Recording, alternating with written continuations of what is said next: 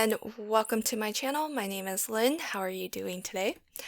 I am crafting with this adorable release from Pixi Dust Designs, and it's the Puppy Love Pillow Box. And this die set, I'm kind of addicted to. I don't know if Sandra would consider it a collection, but the style of this puppy box is similar to that of the panda and the fox, where your main die set is to construct a gift box. But what makes the gift box super adorable and very, very cute and fun are the characters that come along with. And it's styled in such a way where you have the really big head, and there's lots of different layers that you can kind of, I chose to die cut it out of different solid color cardstock, but you could die cut everything out of white and then color it whatever color you want. So don't feel like you have to go out and buy a lot of different solid color cardstocks. But lots of different layers to actually build up the face and the head. And the puppy in particular has quite a lot of details. So for example, you've got the base head, then you have this, its muzzle, and then you even have the mouth with a little bit of the tongue showing too. So really cute, lots and lots of details, which is one of the reasons why I really love these characters, because their faces are so expressive. And the way that you layer these pieces up is generally what you're looking for is the shape that is more solid, that is, it has fewer openings cut out of it. Those tend to be the bottom layers. And then the layers with openings cut out of them are the layers that you would put on top. So that, as you're looking at your dies, could give you a hint as to, how things go together and potentially, inform the color choices. And with the ears, I think the ears, there is one sort of prescribed way to put the puppy together. If you look at the back of the packaging, it gives you an example. But I really feel like with the ears, you could probably play around with it a bit and put them in different locations. One could be perked up a little bit, and that could actually change quite a bit the expression of your dog and give it even more personality. With these die sets, though, you don't get, it's not meant to construct the character in full. It's meant to go with the box as if the puppy is holding the pillow box. So besides the head, you'll also have these cute little paws, the feet, as well as cute little paws that look like sort of hands holding the box. However, what I will show in this video is if you wanted to create a body for your puppy so that you could use the puppy standalone and not in that way where it's just holding something really large so it obstructs the body. I'll show you two ways of doing it. I happen to have an Easter egg die. So if you have a lot of Easter stuff, maybe you have an Easter die too. Easter egg die or an egg die.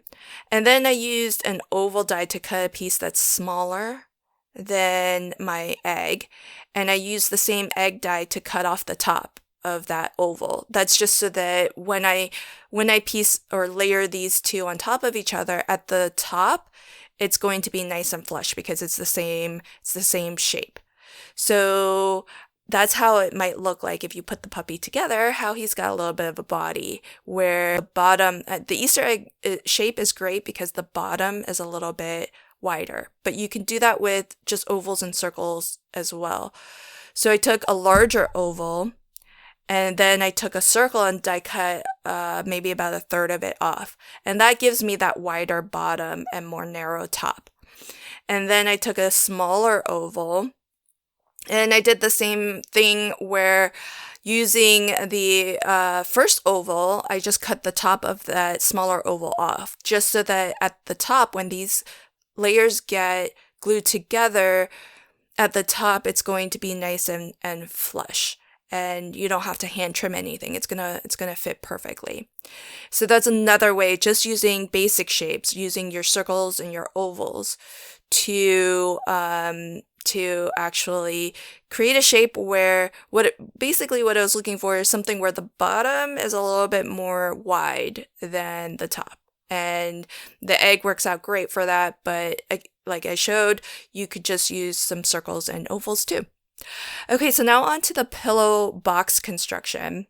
It's really simple because it's all one piece, but I did manage to make this a little bit harder on myself by gluing things in kind of the less ideal order.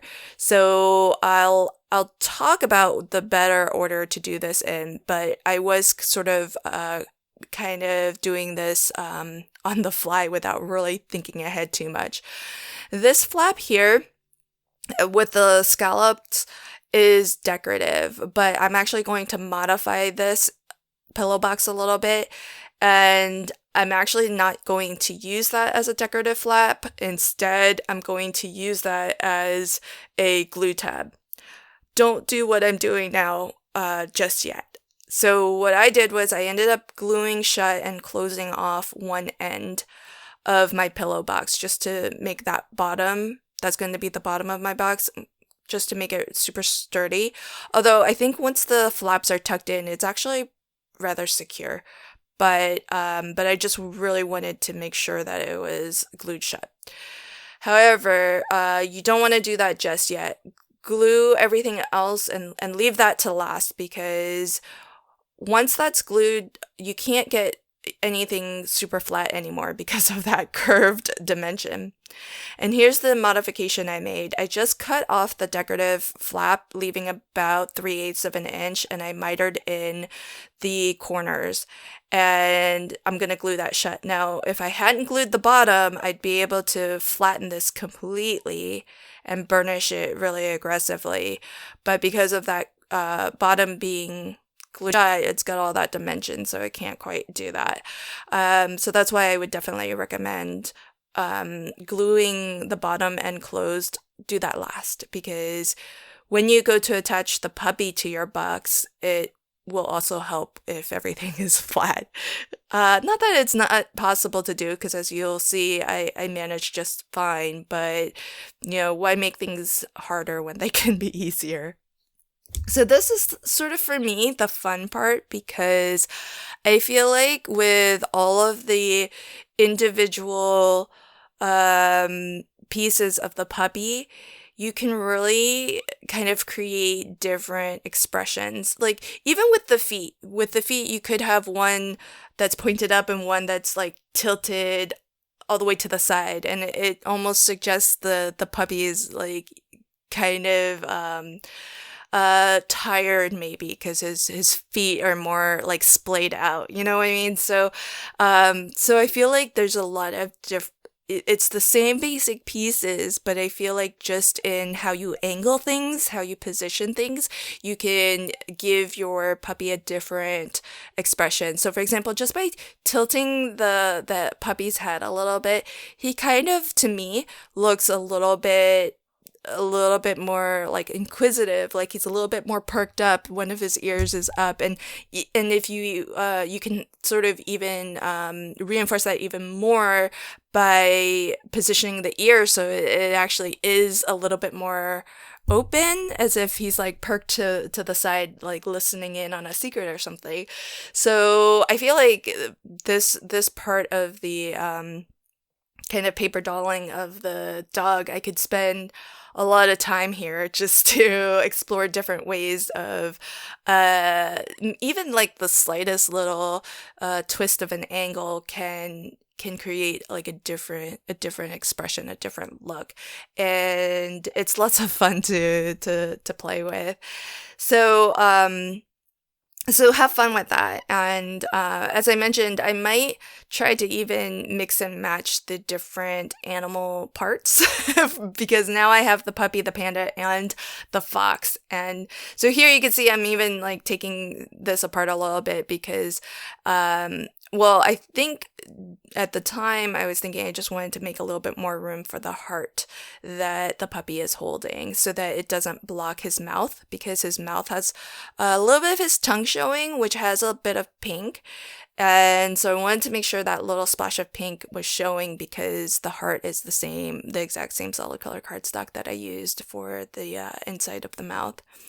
But look how cute that dog is. I didn't film, or I lost the footage of how to glue this puppy on.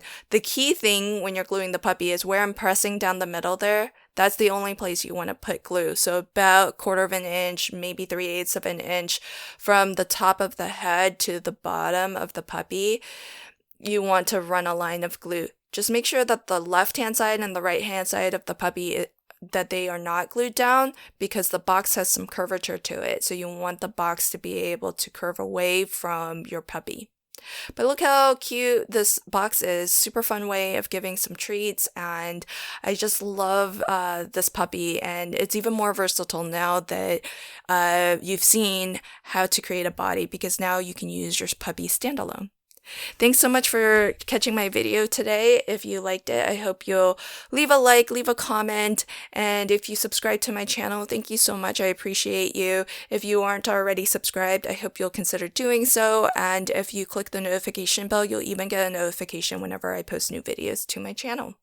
Thanks again. Until next time, happy crafting and have a fantastic day. Bye.